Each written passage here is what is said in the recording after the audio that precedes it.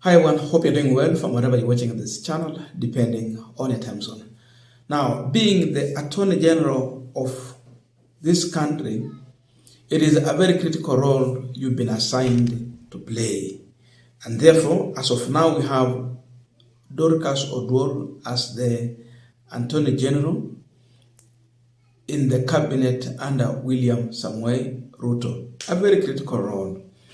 And with that name out, duties and responsibilities. Imagine you are the one to advise the government on legal matters when they go to any contract with the other country or with any company, and again on matters in this country, legal advice. That is the duties and responsibility bestowed in that office. When it comes to signing deals, it is the office of the Attorney General that the seal of the government is domiciled.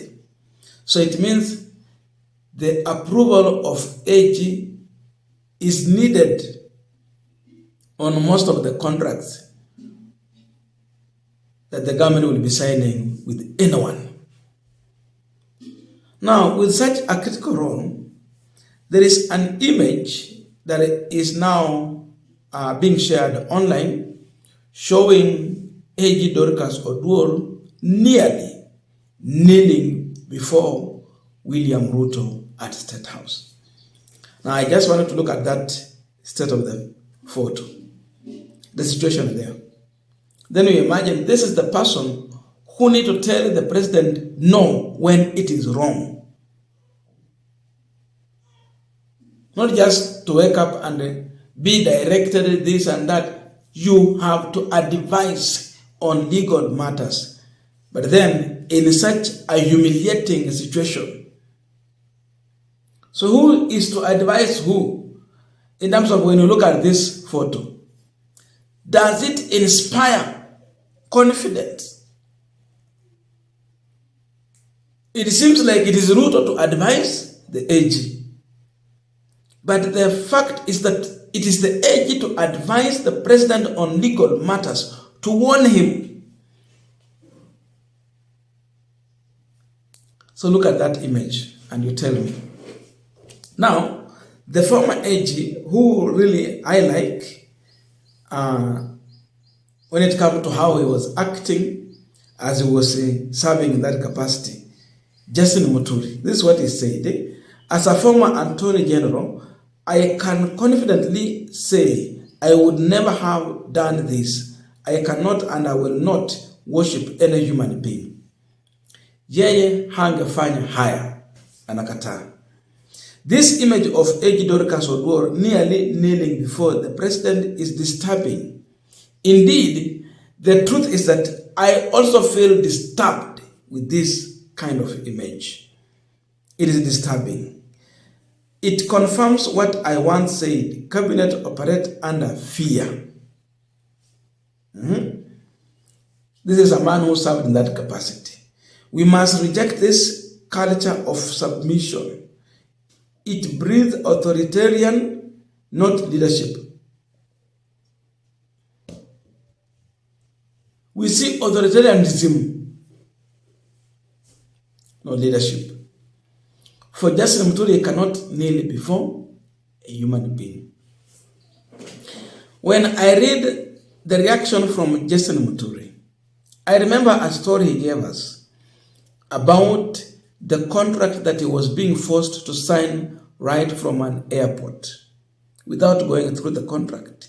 He was on his way from Dubai, coming back to Kenya. But Ruto made a phone call and asked him to approve the documents quickly. He refused. Why? Because he was to go through. Then, before he make a conclusion. So his work is not only just to go through. It means if there is legal challenges, he has to inform the president and make correction where necessary before signing. And where he found that it is not fit to sign, he also has a right to reject. Based on legal matter, Justin Muturi refused to sign some of the contracts. Tell me now. We have Dorcas with this kind of image. Can she refuse to sign a document when Ruto give a directive through a phone call? When I look at her, I don't see her having the guts like Justin Muturi. If Ruto can call her from an airport and tell her to sign a document, she will sign even without going through. Even if she go through, she will not question. Even if she can question, she will not ask William Ruto directly. She can't stop William Ruto. That's what happened to Tuko. Just look at that kind of image. Huyu ndio mtu inafaa kuwa an inspire confidence among Kenyans. That you have an AG who can give a resounding advice, legal advice. Huyu hata wakisema wanataka kusign Kenya ichukuliwe yote, she will be signing without thinking of other legal issues. So this tells you a lot that normally happens in a cabinet, the fear. And Gachagua also told us that William Ruto has made it in the cabinet that there is no one who can face him and tell him the truth. Everyone in the cabinet operates under fear. This photo reveals a lot. It exposes the kind of fear in that cabinet.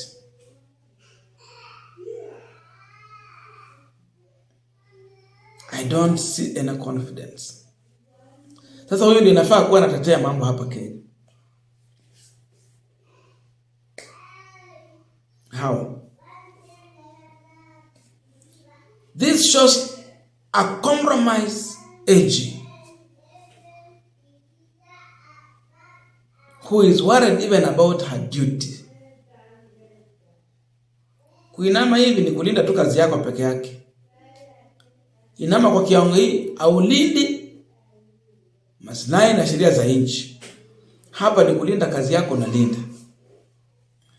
And Ruto told us that now he has the most competent AG. Mwingine, he was incompetent. Now you can read between the lines and see what Ruto maybe meant by confidence. A person who can be submissive. A person who is always yes sir. A yes sir person. Justin Muturi refused to portray such image. Ruto wanted someone who can kneel down and sign to everything, agree with him always, don't question anything. Happened to Tuko. Can the AG face the president and tell him, sir, this is wrong, it is against the laws, it is illegal, we should not do this? Can she? Hapa directives zinatoka kwa Ruto. Ruto si mwanasheria. Huyo ndio mwanasheria ambaye anafaa peane her final legal counsel to anything when it comes to the legality of those things. Can she now? For me, when I look at this, it is disturbing image. It is disturbing. Why kneel before a man? What forced her to go that extent? Person well educated. You have been hired to that office because of the knowledge you have, the training you had. The AG office, you cannot just hire even anyone.